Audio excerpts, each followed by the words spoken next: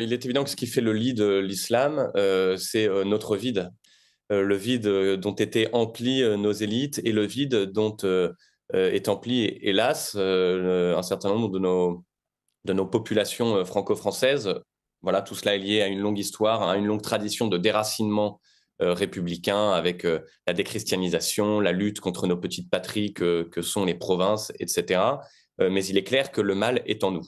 Voilà, le mal est en nous et que, la 1re chose pour relever ce pays, c'est, bien sûr de refranciser, le pays. Voilà.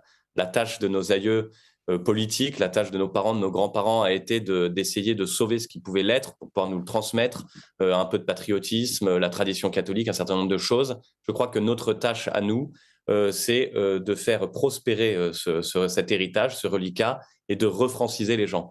Vous savez, Le Pen disait souvent que, sa tâche à lui, c'était de permettre aux Français de continuer à être fiers d'être Français.